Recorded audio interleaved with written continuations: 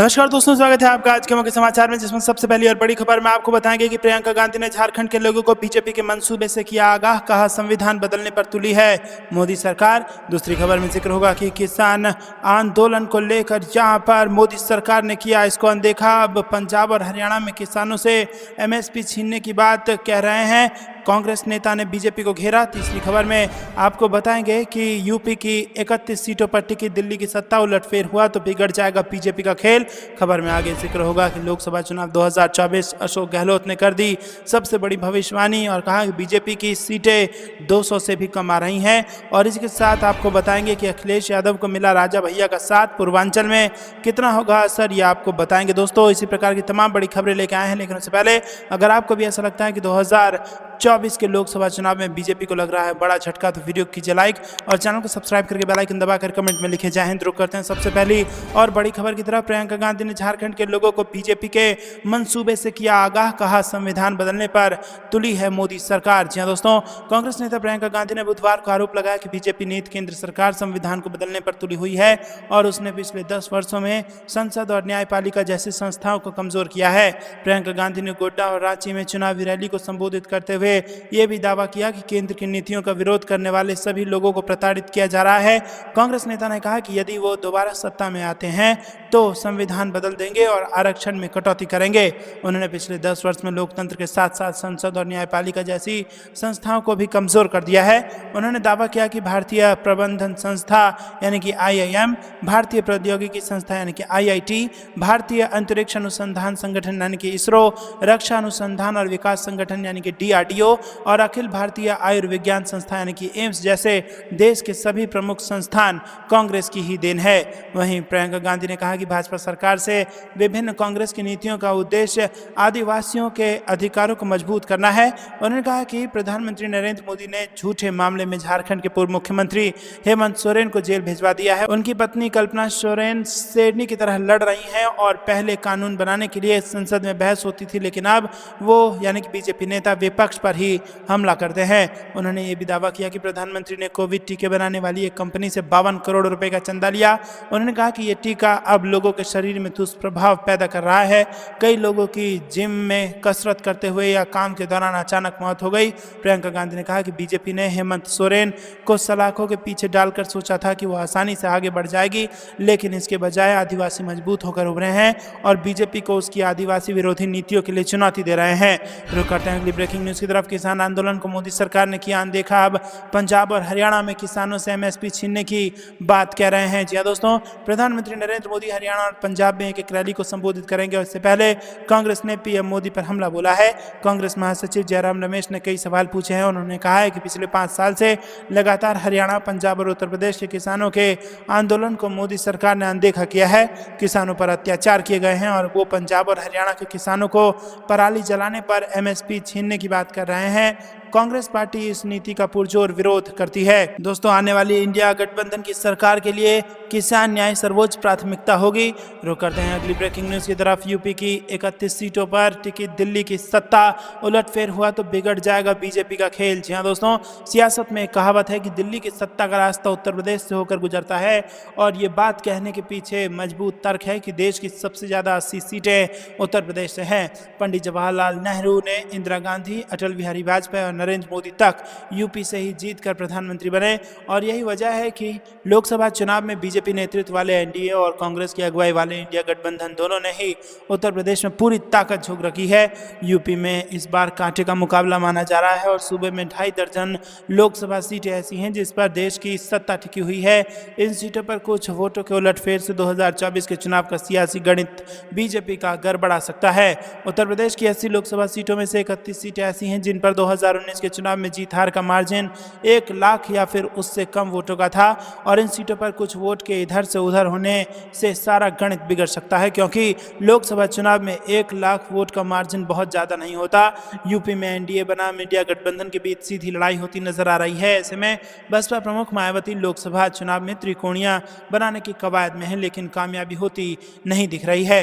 रुक करते हैं अगली ब्रेकिंग न्यूज की तरफ। लोकसभा चुनाव 2024 अशोक गहलोत ने कर दी सबसे बड़ी भविष्यवाणी और और बीजेपी की सीटों को बताया 200 से भी कम। जी हां दोस्तों, आपको बता दें कि आम चुनाव 2024 में भले ही खुद भाजपा अब की बार 400 पार का ख्वाब देख रही हो, राजस्थान का फलौदी सट्टा बाजार 300 के आसपास सीटें दे रहा है, मगर इस मामले में राजस्थान के पूर्व सीएम अशोक गहलोत ने चौंका देने वाली भविष्यवाणी की है। दिग्गज कांग्रेस नेता अशोक गहलोत ने कहा है कि देश में लोकसभा चुनाव 2024 के हर चरण के बाद बीजेपी और एनडीए की स्थिति काफी खराब हुई है। यदि भाजपा को 200 सीटों से नीचे ही रह जाए तो देश को कोई आश्चर्य नहीं होगा। पूर्व सीएम अशोक गहलोत ने सोशल मीडिया पर लिखा कि आम चुनाव 2024 में बना माहौल देखकर लग रहा है कि अब जनता खुद ही एनडीए के खिलाफ चुनाव लड़ रही है और भारत की जनता ने कभी ब्रिटेन शासन की तक के अहंकार व तानाशाही पसंद नहीं किया, इसके खिलाफ हमेशा उठ खड़ी हुई है। रुक करते हैं अगली ब्रेकिंग न्यूज की तरफ। वोटिंग से पहले हो गया खेला, अखिलेश यादव को मिला राजा भैया का साथ। पूर्वांचल में कितना होगा असर, ये आपको बता दें कि एक तरफ जहां लोकसभा चुनाव अपने अंतिम चरण में है, वहीं दूसरी तरफ उत्तर प्रदेश की राजनीति और रोमांचक होती जा रही है। यूपी की सियासत में अपनी दमखम रखने वाले प्रतापगढ़ जिले के कुंडा से विधायक और जनसत्ता दल के मुखिया रघुराज प्रताप सिंह और राजा भैया ने अपनी अंतिम चाल चलते हुए मिर्जापुर लोकसभा सीट पर समाजवादी पार्टी को समर्थन देने का ऐलान कर दिया है। माना जा रहा है कि राजा भैया का यह ऐलान न केवल मिर्जापुर सीट पर ही भारतीय जनता पार्टी को नुकसान करेगा, बल्कि पूर्वांचल की कई सीटों पर नुकसान सहना पड़ सकता है। जिन सीटों पर बीजेपी को अब नुकसान हो सकता है उनमें प्रतापगढ़, जौनपुर, मिर्जापुर और इलाहाबाद सीट शामिल है। दरअसल बीते कुछ दिनों से एनडीए के नेता राजा भैया पर हमलावर नजर आ रहे थे, जिसमें केंद्रीय मंत्री अनुप्रिया पटेल और रामदास अठावले शामिल हैं।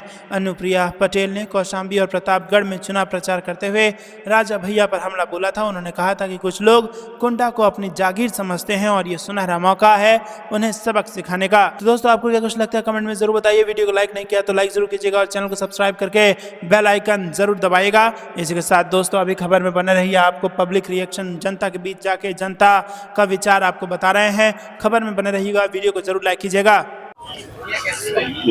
मोदी से क्या कहना मोदी चाहिए? से देखो, मोदी जैसा राजा तो दुनिया में मालूम है। हाँ, मोदी और योगी दो आदमी ऐसे हैं जो इनके बिना देश नहीं चलेगा।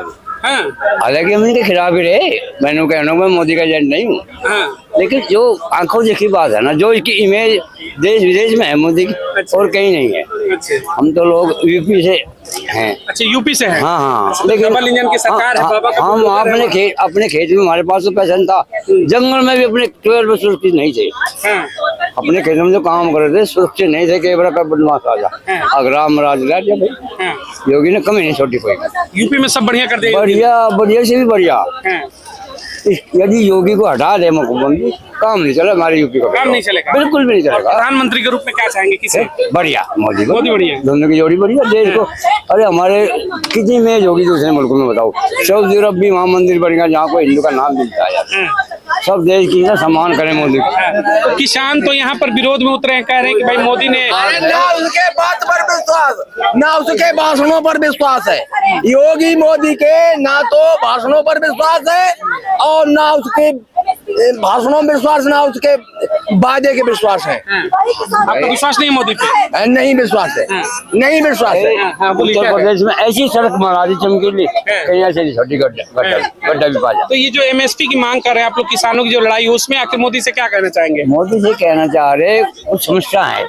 सुनना चाहिए। हाँ हाँ, कुछ समस्या है, लेकिन जो जमीन से जुड़े हुए लोग हैं, हाँ, जैसा संजीव बालियान है, हाँ। मोदी जी के पास रहे, बिल्कुल, हाँ। उनको बता देनी चाहिए। मोदी जी उनके पास ही है भाई, हाँ। किसान का इतना खर्चा हुआ है, इतना लागत है, इतनी बचत होनी चाहिए, क्यों नहीं बताते? ये डर रहे उनसे। यानी उम्मीद है कि मोदी सुनेंगे किसानों की। बिल्कुल बिल्कुल बिल्कुल बिल्कुल सुनेंगे। जो 20 घंटे काम कर रहा है यार, बिना तनख्वाह भी और कुछ दे रहा है, कम यार ऐसा ही बढ़िया कौन हो जाएगा ये एक बताओ मुझे। सवाल है, देखिए 24 का चुनाव है, फिर से प्रधानमंत्री के लिए वोटिंग होगा, सांसद चुने जाएंगे, क्या फिर से मोदी की वापसी हो रही है या फिर इंडिया गठबंधन आ रहा है? उत्तर प्रदेश में तो 60% ये जो 80 चीज है ना, 2-4 ही जा सके ना, उम्मीद 80 की है।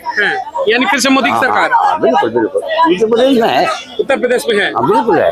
चलिए ठीक है, क्या कहेंगे सर? 24 चुनाव है, मोदी की वापसी हो रही, किसानों की मांग सुनेंगे मोदी? हाँ पक्का, ये तो ऐसे ही यार। हाँ, अभी वो तो मैं पेंशन नहीं है किसानों को, हर एक किसान को जो बुढ़ापा हो गया, बुढ़ा हो गया, 65 साल का, को पेंशन लगेगी 1500 रुपया। और 500 होते हैं, मीटिंग होती है, यही चलिए ठीक है, आवाज थोड़ी नहीं आ रही आपकी। सर क्या कहेंगे किसानों की मांग को लेकर, आज दिल्ली में बड़ा प्रदर्शन है आप लोगों का? ये किसानों की मांग आज से नहीं, बहुत पहले से किसानों की मांग चल रही है और उसे लेके पहले भी वादे हो चुके हैं। और सरकार, और ये किसान है कहाँ? यहाँ ये किसान थोड़ी है, यहाँ सब ये खालिस्तानी पाकिस्तानी आए हुए हैं। अगर किसान अगर दिल्ली आना चाहता है, जो देश का पेट भरने वाला किसान होता है, हर किसी 80% वाले 40% किसान वो पेट भर रहा है। किसान अभी कुछ लोग हमारे आधी पब्लिक जो कि दिल्ली बॉर्डर पर रुकी हुई है, यहाँ तक नहीं आने दिए।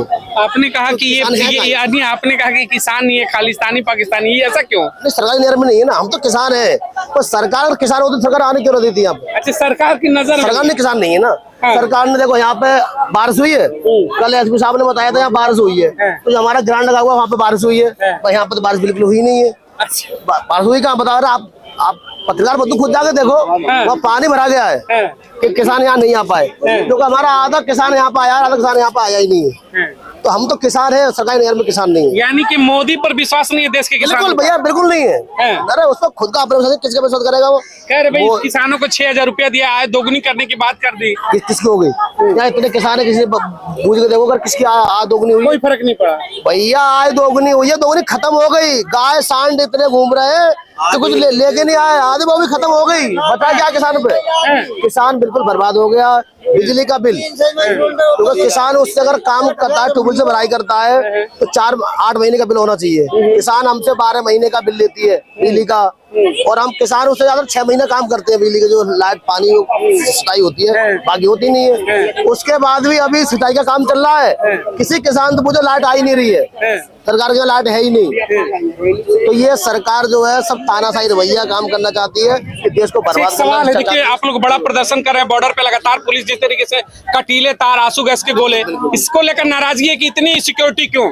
पर ये आपने देखा होगा कि अगर ये किसान होते, किसान एक बहुत सीधा इंसान किसान होता है, अगर ये दिल्ली आ रहे हैं तो इसे दिल्ली आने दो। पर इतने बड़े ऐसे कोई आतंकवादी को रोकने के लिए कई बॉर्डर देखो जाके, तो हर जगह कटीले तार लगे हुए हैं, बहुत सुरक्षा बहुत है पुलिस की हर जगह। तो क्यों है ये? भाई किसान को आने दो, किसान अपनी मांग मांगने के लिए दिल्ली आ रहा है, तो क्यों ना? समर्थक है वो कह रहे उपद्रव फैलाएंगे, फिर से लाल किले पे चढ़ के झंडा फहराएंगे। आज दिल्ली में आए हैं चारों लंग हर जगह किसान आया है। आज तुम्हारी नजर में या किसी की नजर में कोई उपद्रव या कोई गलत बात किसानों ने की है? यानी ये माहौल खराब किया गया आप लोगों के खिलाफ? बिल्कुल बिल्कुल, बहुत बड़ा माहौल खराब बदनाम किया गया है। बदनाम करा जा रहा है। यानी एमएसपी की मांग करोगे तो आपके ऊपर ही सवाल उठा देंगे कि खालिस्तानी हो। हाँ, तो उठा ही रहे वो तो। 13 महीना पिछले 750 किसान हमारे शहीद हुए हैं। एमएसपी पे गारंटी सरकार ने वादा करा था, पूरी हुई नहीं है। फिर इसीलिए तो हमने 24 का चुनाव भी अब जल्द ही उसका नोटिफिकेशन आने वाले 3 से 4 दिनों में चुनाव सर पे है, उसके पहले आप लोग इतना बड़ा प्रदर्शन कर रहे हैं। ये मैं लंबा प्रदर्शन मैं कर रहा हूँ, अभी वर्तमान में आप दिल्ली में है मौजूद रामलीला मैदान, क्या इसका प्रभाव चुनाव पे भी पड़ेगा मोदी की सरकार के ऊपर? वो तो सबके सामने, क्यों नहीं पड़ेगा? इतनी पब्लिक आई है, सारे किसान ही आए हैं, क्यों नहीं पड़ेगा? पड़ेगा। सत्ता बदलेगी इस बार, सत्ता बदलेगी और हम घर घर गाँव जाके इस सरकार का विरोध करेंगे। ये सरकार ने किसानों के हित में कोई काम किया नहीं है, ये किसान पूरी तरह से बर्बाद सरकार यानी ने देश किया का है। किसान इस बार बीजेपी के खिलाफ प्रचार करेगा? अगर किसान होगा तो बीजेपी खिलाफ भी होगा। किसान अगर होगा, अगर इसे सच्चाई अगर सरकार की पता होगी, वो सरकार के खिलाफ भी होगा। वापसी किसकी हो रही है फिर सरकार में? अब ये नहीं हम कह सकते। पार्टी वोट के लिए आप किसे कहेंगे? इंडिया गठबंधन पे उम्मीद है? हाँ, इंडिया गठबंधन उम्मीद है। उम्मीद है क्या है कि तो एमएसपी का काम होगा? अगर वो काम करेगी तो उम्मीद है, उस पर उम्मीद है। सर क्या कहेंगे चुनाव को लेकर के? आज जिस तरीके से प्रदर्शन है, मोदी सुनेंगे किसानों की? क्या जी? मोदी किसानों की सुनेंगे? मोदी ने तो 10 साल हो गए, एक दिन भी नहीं सुनी। आप क्या सुनेंगे? ईब क्या सुना था? ईब तो हम सुनावांगे उसने 24 में। 24 में? हाँ अच्छा, किसान सुनाएगा 24 में? हाँ जी, तैयार है? तैयार लठबांध भी तैयार हो रहा है। हाँ। वो सच्ची बात नहीं है, लेकिन इनके कहीं लड़ाता है आपस में, हिंदू मुसलमान, जाट ब्राह्मण, अच्छा। मजदूर मस्जिद, ये है मंदिर, ये इसका काम है वो तो कह सरकार। रहे सबका साथ सबका विकास कहते हैं मन से। वो ये जो झूठ बोलता है, ये मोदी गारंटी है। अच्छा, मोदी की गारंटी झूठ बोलने की है? झूठ बोलने की गारंटी, और कोई गारंटी नहीं इसकी। हाँ। झूठ बोलने की मोदी की गारंटी है। अरे मोदी की गारंटी किसानों की आय दोगुनी करने की है। नहीं झूठ बोल रहे हैं। अगर ऐसे भाई तू मेरे मुंह से सुने, हाँ, इसको तो जैसे भी है ना, भगवान इसको ऊपर ले जाए और इसका समझाए, इसका दिमाग ठीक करे, जब जाके इसको समझ आएगी। यानी मोदी से इतने परेशान है कि ये मांग कर रहे हैं आप? ऐसे है, ये किसान को देख के बिल्कुल राजी नहीं है।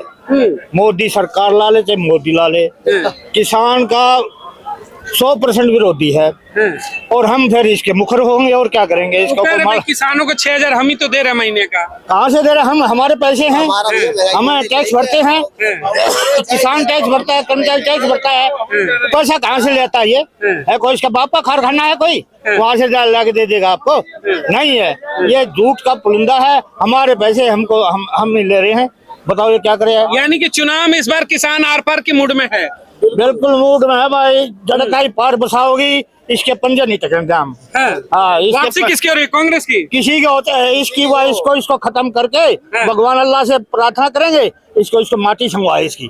चलिए देखिए इतना प्रदर्शन है। अरे आइए यादव जी, आइए इधर आइए, बड़े दिन बाद आइए, एक मिनट सुनिए आइए इधर आइए, बड़े दिन बाद है। क्या कहेंगे आप लोग? 24 चुनाव है, उससे पहले बड़ा प्रदर्शन है किसानों का। किसान क्या इस बार मोदी से हिसाब किताब चुकता करने दिल्ली आ गए? जो किसानों की बात सुनेगा वही देश में राज करेगा। हाँ तो मोदी कह रहे हम सुन रहे हैं, 2000 दे रहे हैं। नहीं, वो नहीं सुन रहे, वो बहाना दे रहे हैं। इब्बी हो, दुब्बी हो, तिब्बी हो, चौबार नहीं मानेंगे, बार बार नहीं मानेंगे, दोले में नहीं आएंगे, झूठा है। अब की बार चुनाव में क्या होगा?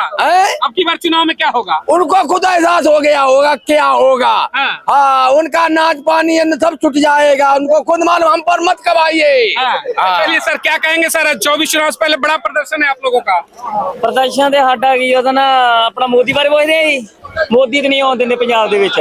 मोदी नहीं आएंगे? ਨਹੀਂ ਆएंगे, देश में आएंगे? देश में भी नहीं आने देंगे। जरा साडे नहीं काम करता ही कैसे आने देंगे? यानी पंजाब की हुंकार है कि इस बार मोदी नहीं आएंगे? नहीं आएंगे यार, नहीं आएंगे। हाँ बोलिए। हमारी बात मानेगा तो फिर ही है ना, बात मानता नहीं है तो कितने किसान इधर फंसे हुए। यानी एमएसपी की मांग अगर मान ले मोदी तो फिर सरकार के साथ आएंगे आप लोग? ये तो हमारे फिर सोच सकते कुछ ना कुछ, फिर सोचेंगे। हाँ, फिर सोचेंगे। फिर भी डाउट है अभी? फिर डाउट तो रहेगा ही। हाँ, किस पे भरोसा है? मोदी के अलावा कौन? मोदी के अलावा है झंडे और डंडे पे भरोसा है भाई, और किसी पे भरोसा नहीं है। सभी एक जैसे हैं, जो आ जाता है वो वही काम करता है जो पिछले करते हैं। किसान क्या इस बार सत्ता में भी आएंगे, चुनाव लड़ेंगे क्या किसान अपनी पार्टी बनाकर? नहीं, अभी तक तो ऐसी कोई बात नहीं है, आगे देखने में आ जाए तो कुछ कह नहीं सकते।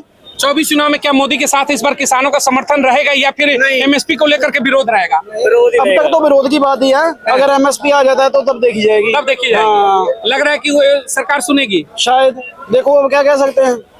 आज तो आप लोग दिल्ली में है, दिल्ली में आने के बाद क्या लग रहा है कि मोदी तक ये आवाज पहुंचेगी, वो आपसे मिलने और बात करेंगे? आवाज तो हर रोज पहुंचती है, बड़े बड़ा के उठता होगा रात में कई बार। आवाज तो रोज पहुंचती है, लेकिन असर कब होता है वो देखेंगे अभी। अगर मान लीजिए आपकी मांग पूरी नहीं होती तब क्या होगा? विरोध होगा, प्रदर्शन होगा जैसे पहले हुआ था। 24 चुनाव में क्या करेगा किसान? किसान देखो, वोट कोई हल नहीं है इस चीज का।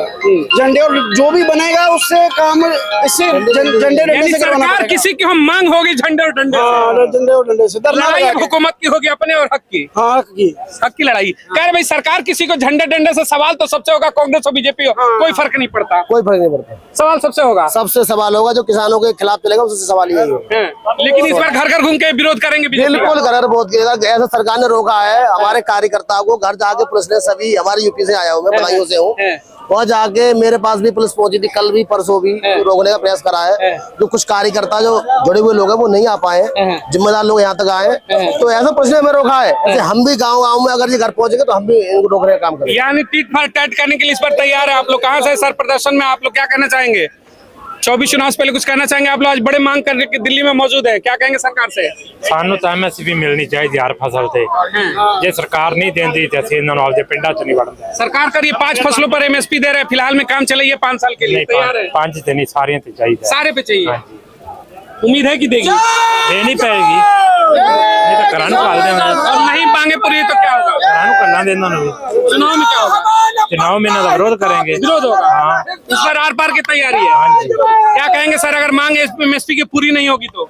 फिर डंडे नाल भगावांगे डंडे और झंडे की लड़ाई होगी। हाँ जी, पिंडा च वड़न ही नहीं देना किसी इन्हां दे मंत्री एमएलए ਅਸੀਂ ਪਿੰਡਾਂ ਚ ਨਹੀਂ ਵੜਨ ਦੇਣਾ किसी को नहीं आने देंगे। किसी ਨੂੰ ਵੀ। कपड़े फाड़ेंगे ਜਿਹੜਾ ਗਿਆ। नेताओं के कपड़े फाड़ेंगे।